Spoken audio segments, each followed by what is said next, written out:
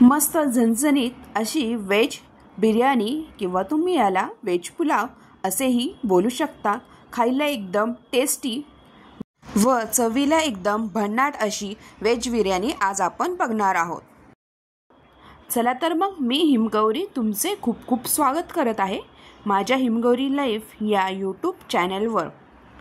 आज आपण अख्खा बासमती तांदळाची वेज बिर्याणी किंवा वेज पुलाव बघणार आहोत। चला मग जास्त वेळ न घालवता आपण रेसिपीला सुरुवात करूया। तुम्ही इथे बघू शकता मस्त असा आपल्या इथे वेज बिर्याणी झालेली आहे। करायला अगदी सोपी व झटपट होणारी अशी ही वेज बिर्याणी। इथे मी अख्खा बासमती तांदूळ घेतलेला आहे। हा तांदूळ 2 वाटीच्या प्रमाणात मी हा भात करणार आहे। 4-5 माणसाला 2 वाटीच्या प्रमाणात भरपूर असा होतो।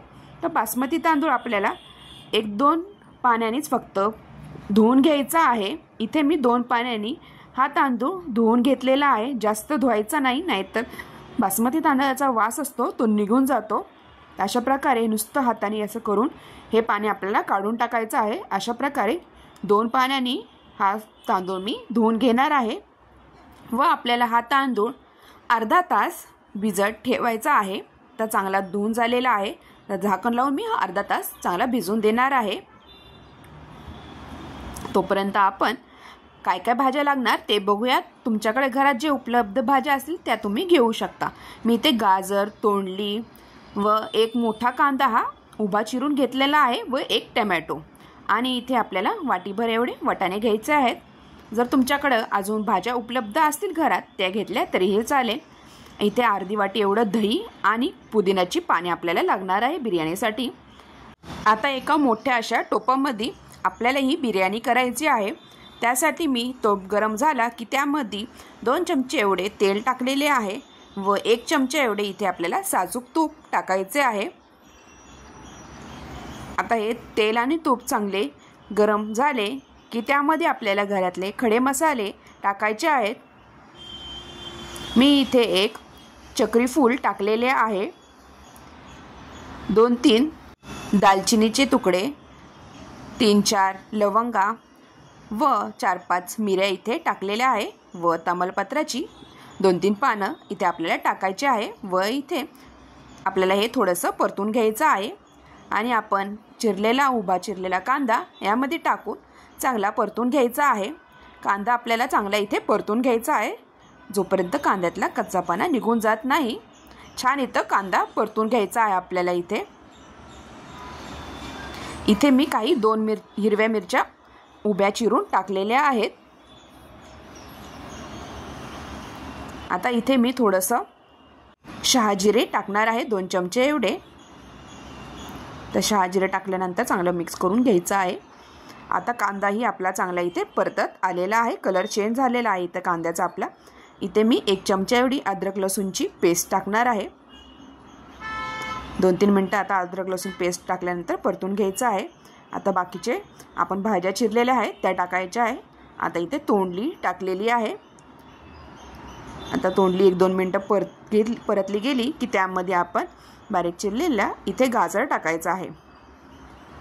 अशा प्रकारे आपल्याला इथे जेवढ्या भाज्या आपण घेतल्या तेवढ्या भाज्या इथे टाकायच्या आहेत। तर वाटाणेही टाकून द्यायचे आहेत आणि टोमॅटो। आता इथे सगळ्या भाज्या आपल्या इथे टाकून झालेल्या आहेत। आता हे चांगलं मिक्स करून आपल्याला ह्या भाज्या थोड्याशा वाफवून द्यायच्या आहेत। तर झाकण लावून मी थोडेसे 5 मिनटं ह्या भाज्या चांगल्या वाफवून घेणार आहे। छानपैकी इथे भाज्यांना वाफ सुटलेली आहे। आपल्या इथे भाज्या थोड्याशा इथं शिजत आलेल्या आहेत। छान असे क्रंची अशा भाज्या इथे लागतात। आता घरातले आपले जे बेसिक मसाले असतात ते इथे आपल्याला टाकायचे आहे। मी इथे चवीनुसार मीठ, घरातले लाल तिखट, काळं तिखट, हळद व थोडेसे धने जीर पुडे इथे घेतलेली आहे। आता हे सगळे मसाले टाकल्यानंतर चांगले या भाज्यांमध्ये मिक्स करून घ्यायचे आहे। अशा प्रकारे आपण जर बिर्याणी केली तर झटपट होती। इथे आपल्याला लेअर वगैरे बिर्याणीची करायची गरज नाही। आता भाज्या चांगल्या 1-2 मिनटं परतल्या गेल्यानंतर इथे आपण जे दही घेतलेले होते, मी इथे अर्धी वाटी एवढे दही घेतलेले आहे। हे दही आपल्याला इथे टाकून चांगलं परतून घ्यायचं आहे। आता ह्या भाज्या चांगल्या परतल्या गेलेल्या आहेत। आपला तांदूळ हे चांगला भिजला गेलेला आहे। आता तांदूळ चांगला भिजला आहे.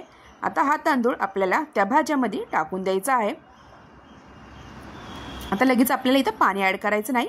ह्या भाज्यांमध्ये हा तांदूळ चांगला मिक्स करून घ्यायचा आहे.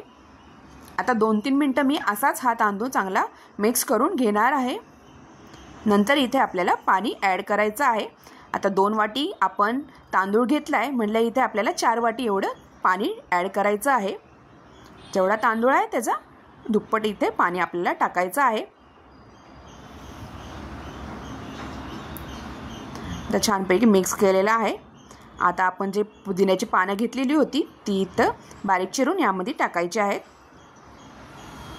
तर चांगलं 5 मिनटं हा तांदूळ मी असाच परतून घेतलेला आहे. आता मी इथे पाणी ॲड करणार आहे. आता मी 4 वाटी एवढं पाणी घेतलेलं आहे. आता हे पाणी टाकून आपल्याला मिक्स करून घ्यायचं आहे.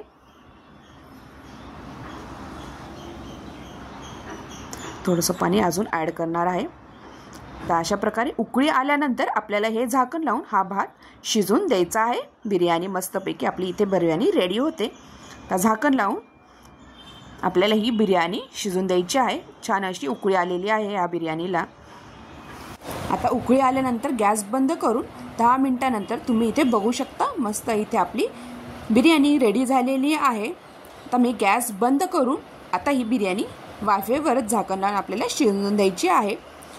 अशा प्रकारे तुम्हाला माझी ही रेसिपी कशी वाटली नक्की कमेंटद्वारा कळवा व माझ्या चॅनलला लाईक, शेअर आणि सबस्क्राईब करायला विसरू नका. मस्त अशी सुटसुटीत झणझणीत आपली इथे व्हेज बिर्याणी रेडी झालेली आहे. अशा प्रकारे तुम्ही हा व्हिडिओ शेवटपर्यंत बघितल्याबद्दल तुम्हा सगळ्यांचे खूप खूप धन्यवाद. पुन्हा भेटूया अशाच नवीन रेसिपीसोबत. तोपर्यंत बाय.